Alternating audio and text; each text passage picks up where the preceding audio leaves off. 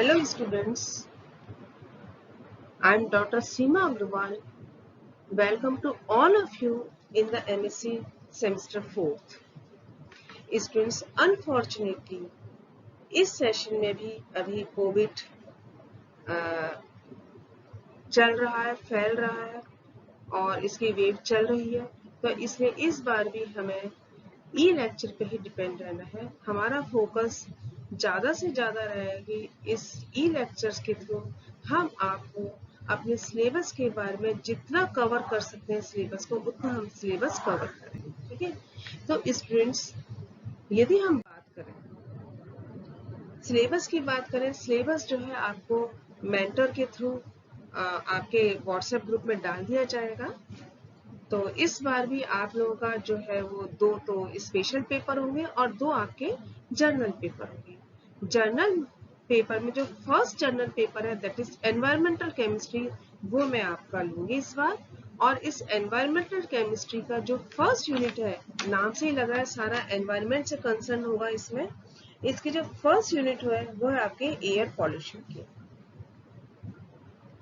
तो अपन डायरेक्ट इसमें आए। इसमें पहले तो अपन ये पढ़ते हैं कि एनवायरमेंट क्या है ना, कैसे पॉल्यूशन होता है, इसके कितने सेगमेंट होते हैं, इसके बारे में आज अपन पढ़ेंगे। तो सबसे पहले हम लेते हैं इंट्रोडक्शन।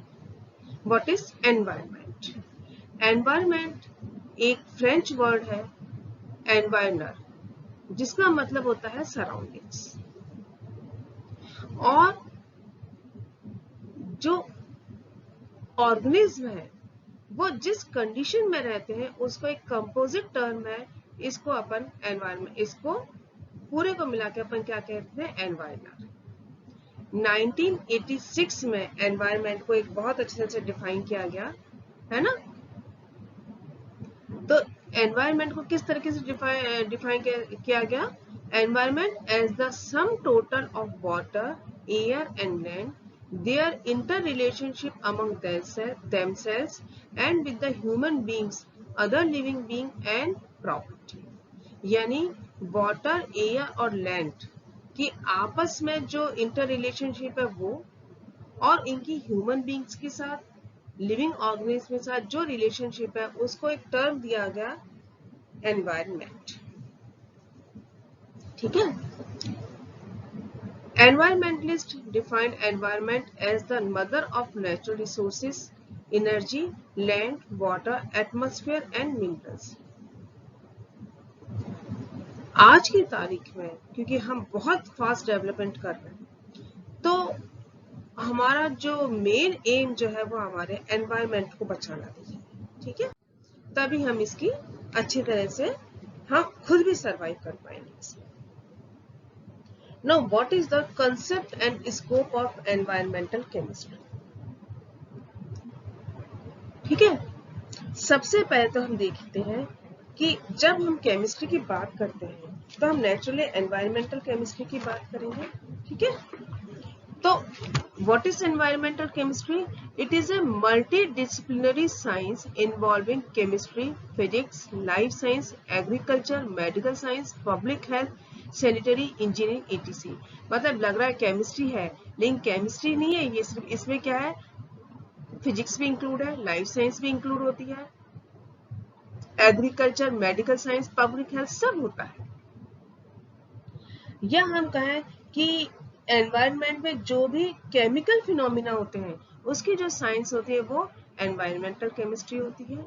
और यदि हम ब्रॉडर टर्म्स में कहें तो क्या होगा कि एयर, वाटर और सॉइल में जो भी केमिकल स्पीसीज प्रेजेंट होती हैं उनकी रिएक्शंस, उनका ट्रांसपोर्टेशन, उनका सोर्स और ह्यूमन एक्टिविटीज का इनके ऊपर क्या असर पड़ता है, वो सब एनवायरमेंटल केमिस्ट्री में होती है। यानी it is the study of the sources, reactions, transport, effect and fate of chemical species in the air, water and soil and the effect of human activities upon these। ये जो environment का basic, environmental chemistry की जो basic concept है, ये सिर्फ chemist के लिए आवश्यक नहीं है। ठीक है, बल्कि ये जितने भी नॉन केमिस्ट हैं और जो साइंस इंजीनियरिंग और मैनेजमेंट मतलब एनवायरमेंटल साइंस इंजीनियरिंग और मैनेजमेंट में जितने भी नॉन केमिस्ट इन्वॉल्व हैं उन सब के लिए भी ये बहुत आवश्यक है।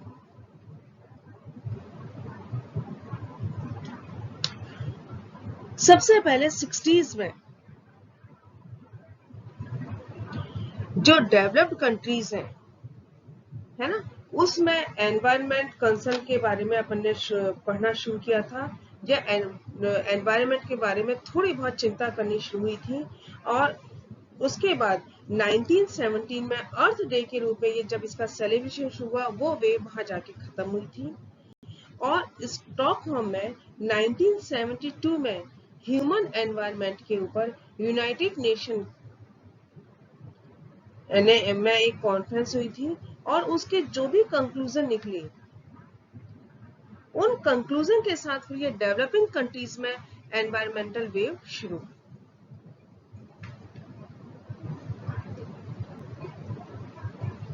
The need for environmental education, both formal and non-formal, was keenly felt at the national level. राष्ट्रीय स्तर पर भी बहुत ज्यादा अब एनवायरमेंटल एजुकेशन की आवश्यकता महसूस होने लगी है। अब इसका मेन उद्देश्य क्या है? इसका मेन उद्देश्य जो है वो लोगों को, स्पेशली ज्यादा से ज्यादा स्टूडेंट्स को, हम जागरूक करें अपने एनवायरमेंटल कंजर्वेशन के बारे में, और ऐसी ह्यूमन एक्टिविटीज जो कि एनवायरमेंट में ज्यादा से ज्यादा पॉल्यूटेंट को रिलीज करती हैं उनको हम कम करें, है ना। ये इस बारे में यदि हम जागरूक कर सकें तो ये हमारा एक बहुत बड़ा उद्देश्य इसका एनवायरमेंटल एजुकेशन का होता है ना। Environmental chemistry is a part of environmental education. अब यदि हम बात करें तो एट प्रेजेंट बहुत सारे एनवायरमेंटल इश्यूज हमारे सामने हैं। जैसे कि हम ये देखें कि जो इटली और ग्रीस में जो मार्बल स्टेच्यूज थी वो रेन वाटर में डैमेज होती जाती है। यदि हम अपने नेशनल लेवल की बात करें तो हमारी जो गंगा रिवर, जो कि हमारी जो बहुत ही पवित्र नदी है हम लोग के लिए, वो पॉल्यूटेड होती जा रही है, ठीक है। या फिर हम यदि कहें केमिकली हम कहें तो जो सैकरीन होता है, क्या वो डेंजरस फूड एडिटिव है, क्या है? ये कुछ केमिकल मतलब इश्यूज हैं जो कि आज हमारे सामने बहुत बड़े इशू, एनवायरमेंटल इशू है। हालांकि एनवायरमेंट के साथ साथ ये इनको हमें इकोलॉजिकल, इकोनॉमिकल और सोशल पॉइंट ऑफ व्यू से भी हम देखते हैं, लेकिन एनवायरमेंट भी इनका एक बहुत बड़ा। अब यदि हम बात करें एनवायरमेंट की जो मेन सेगमेंट है वो कौन कौन से होते हैं? 4 सेगमेंट्स होते हैं एनवायरमेंट के, है ना। जो मुख्य सेगमेंट है एनवायरमेंट के वो 4 हैं।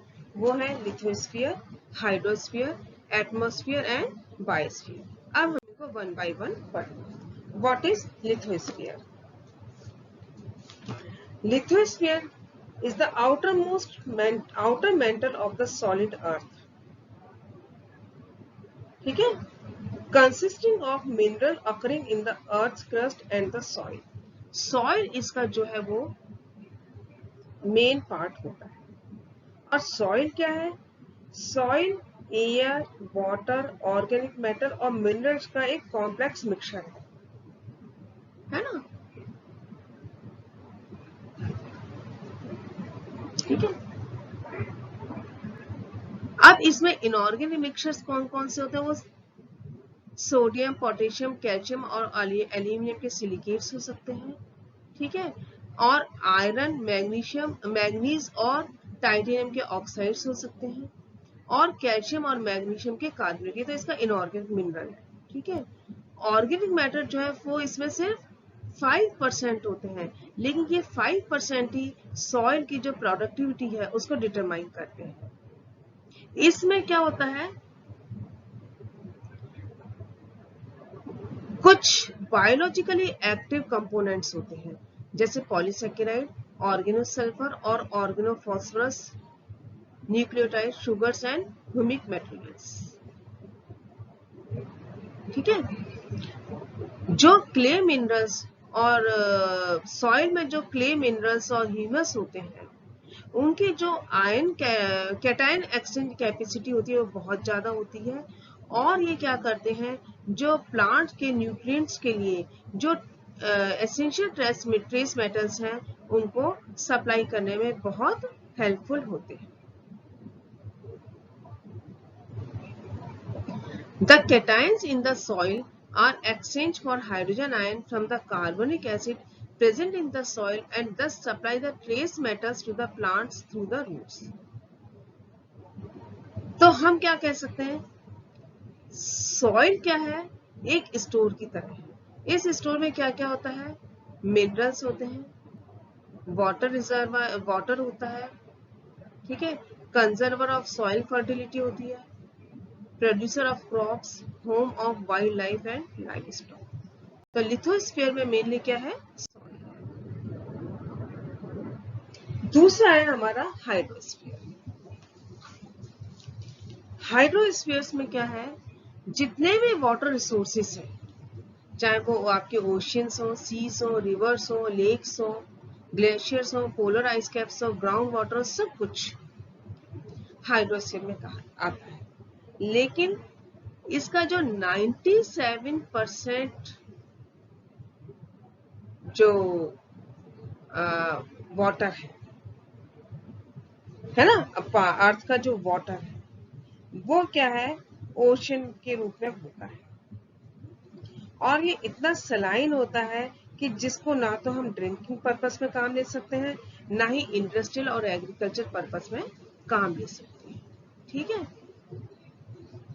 उसके बाद जो हमारा रिमेनिंग 3% जो वाटर होता है, ठीक है, उसमें से भी 2.3% जो है लगभग, या अबाउट 2% जो है वो किस में हो जाता है, हमारा लॉक किस में होता है, पोलर आइस कैप में, ग्लेशियर में हो जाता है। यानी कि हमारा लगभग 1% जो वाटर है, फ्रेश वाटर,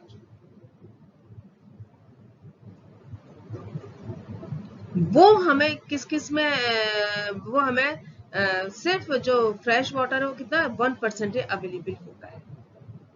उसमें सारे आ जाते हैं, सरफेस वाटर पे रिवर्स भी आते हैं, ग्राउंड वाटर सब आ जाता है।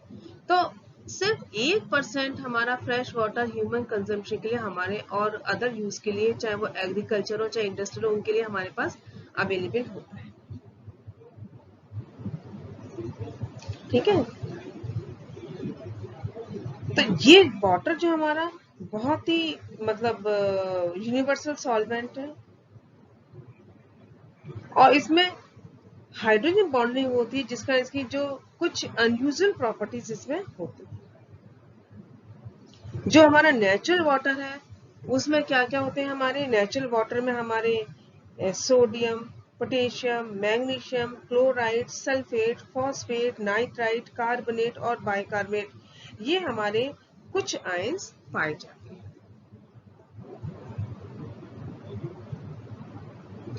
अब हमारा जो जितने भी हमारे सिविलाइजेशंस हैं वो सब हमारे किसी पानी के आसपास ही रही है, ठीक है। अब हमारा ये जो 1% वाटर है, इसमें से भी मेजर यूज किस में होता है, इरिगेशन में होता है, थर्मल पावर प्लांट्स में होता है, ठीक है, और कुछ बाकी जो बचता है वो डोमेस्टिक और कंजम्पशन इंडस्ट्रियल कंजम्पशन में होता है। लेकिन अभी देखिए, अभी मैंने आपको बताया कि जो 1% वाटर है उसमें सरफेस वाटर भी है, रिवर भी है, सब है। ये जो सरफेस वाटर है वो ह्यूमन एक्टिविटीज के कारण बहुत ज्यादा इन्फेक्टेड होते जाते हैं, पॉल्यूटेड होते जाते हैं। अब किससे ह्यूमन एक्टिविटीज क्या होती हैं, पेस्टिसाइड से होते हैं, एग्रीकल्चर में पेस्टिसाइड यूज होते हैं, फर्टिलाइजर यूज होते हैं, सब बह के क्या होते हैं, वो सरफेस वाटर पे आते हैं, ठीक है। इसके अलावा ह्यूमन और एनिमल्स के जो वेस्ट होते हैं वो होते हैं, ठीक है। Waterborne disease from sewage alone have killed millions of people in developing countries. तो अपन भी क्या है, अपनी कंट्री भी डेवलपिंग की कंट्री है, ठीक है। अब आपका आता है बायोस्फीयर। बायोस्फीयर क्या है, बायोस्फीयर एनवायरनमेंट का वो सेगमेंट है जहां पे कि लाइफ एग्जिस्ट करती है, और ये कहां से कहां तक होता है? सी लेवल से 10,000 मीटर नीचे से लेके सी लेवल से 60 मीटर ऊपर 600 मीटर ऊपर तक होता है। मतलब आप देखिए इसका क्षेत्र कहां से कहां तक है। समुद्र तल से 10,000 नीचे से लेके समुद्र तल से 600 मीटर ऊपर तक होता है। तो इसलिए बायोस्फीयर क्या है? ऑर्गेनिज्म का, लिविंग ऑर्गेनिज्म का सारा वो क्षेत्र जिसमें कि इनका एनवायरनमेंट से इंटरेक्शन होता है, वो आपका बायोस्फीयर कहलाता है। बायोस्फीयर और एनवायरनमेंट ये दोनों एक दूसरे से बहुत ज्यादा इफेक्ट होते हैं। The oxygen and carbon dioxide levels of the atmosphere depend entirely on plant kingdom. The biological world in general is intimately related with energy flows in the environment and water chemistry. ठीक है, next आपका आता है atmosphere. Atmosphere नाम से ही लग रहा है, अपन कहते हैं अपने आसपास का एटमॉस्फेयर ऐसा है, एटमॉस्फेयर। तो अब यदि एनवायरनमेंट की हम बात करें तो एनवायरनमेंट में एटमॉस्फेयर क्या है?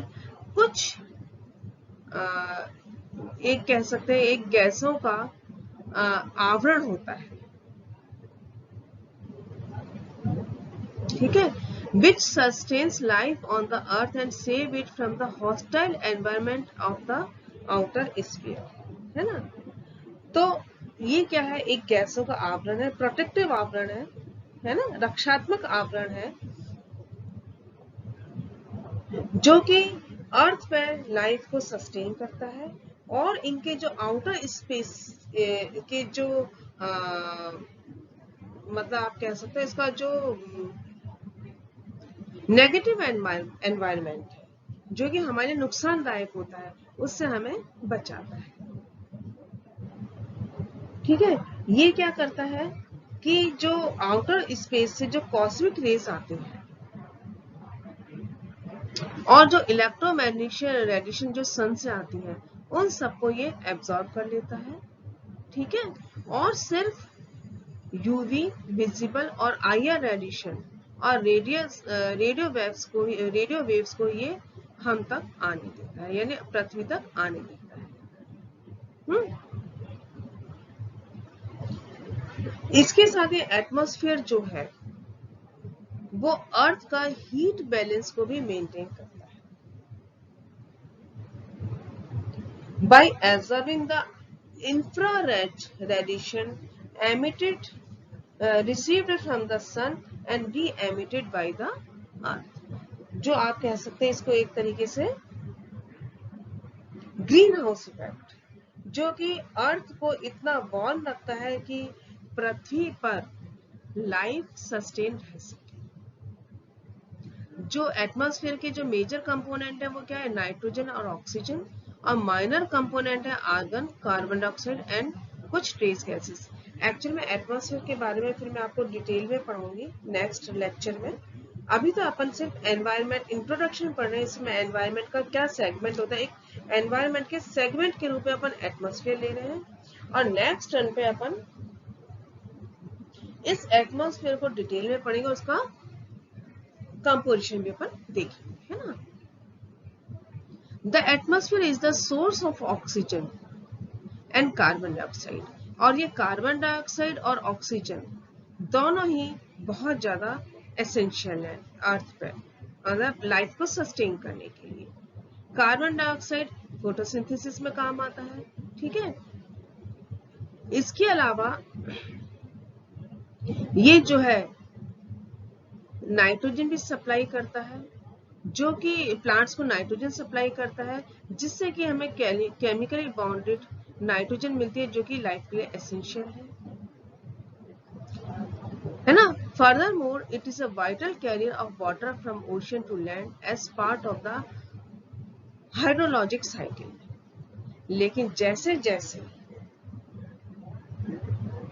हम ग्रो करते जा रहे हैं, डेवलप अपने आप को मतलब डेवलपमेंट करते जा रहे हैं साइंस में, टेक्नोलॉजी में, सब में।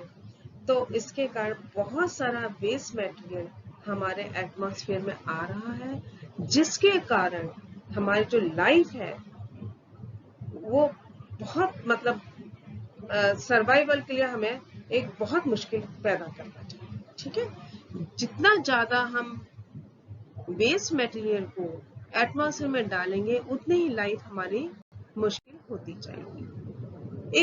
एक और सेगमेंट आप कह सकते हैं एंथ्रोस्फीयर। एंथ्रोस्फीयर क्या है? It is the man made part of the environment, that is part of environment made by और मॉडिफाइड बाय ह्यूमन एक्टिविटीज। ठीक है, जब प्री हिस्टोरिक यदि हम देखें, ह्यूमन एक्टिविटीज बहुत कम होती थी, या हमारे जो पूर्वज थे वो एनवायरनमेंट की हम कहते हैं वो भले ही हमसे कम पढ़े लिखे थे, लेकिन उनको इतनी समझ थी कि उन्होंने एनवायरनमेंट में कोई एडवर्स इफेक्ट नहीं पड़ने थे।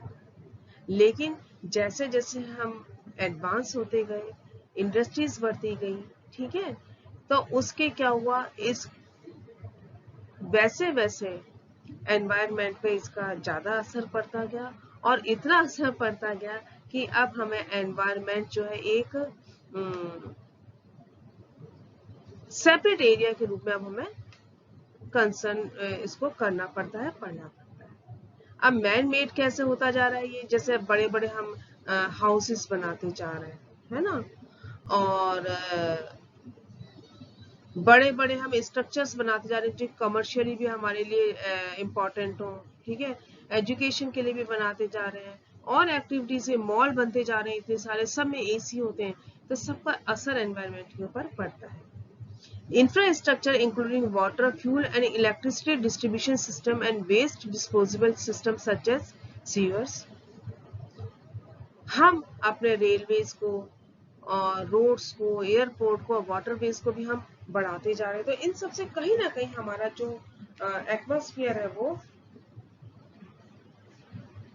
इफेक्ट होता जाता है।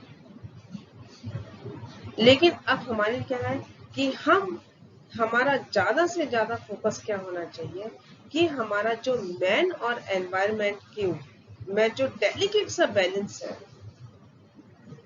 वो हम बनाए रखें, ठीक है, और